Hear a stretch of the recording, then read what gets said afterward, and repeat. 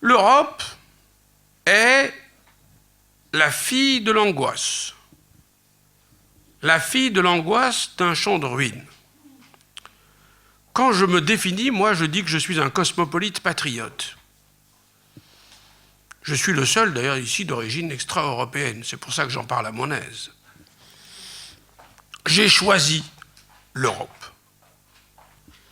Et j'ai choisi l'Europe parce que l'Europe est une remédiation d'un suicide civilisationnel. C'est ça, l'Europe. C'est pas 3-4 démocrates chrétiens qui se réunissent et qui disent on va faire la paix. Ça, c'est des histoires pour les enfants.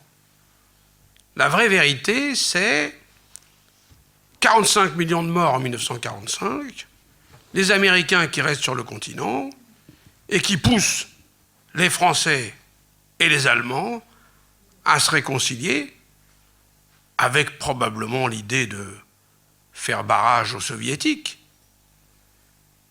Mais c'est cette idée-là qui a été rattrapée par des dirigeants éclairés, souvent frontaliers d'ailleurs, souvent des gens qui avaient pris les guerres de plein fouet, pour porter cette construction avec comme finalité première la construction de la paix. L'Europe, c'est 70 ans de paix. C'est quasiment inédit. Alors évidemment, pour ceux qui ont vécu moins de 70 ans, bon, c'est leur univers. Et ils ne prennent pas 2 secondes pour réfléchir.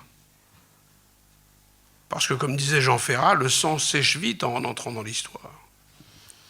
Mais l'Europe, c'est d'abord la paix. C'est encore, oserais-je dire, la paix.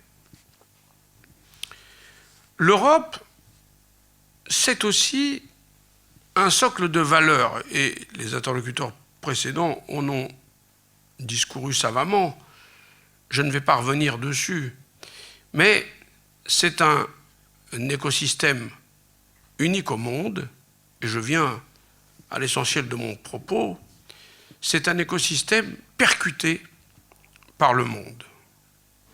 Or, l'Europe a une difficulté qui m'a sauté au visage dans les années 95. L'Europe est incapable de gérer l'événement.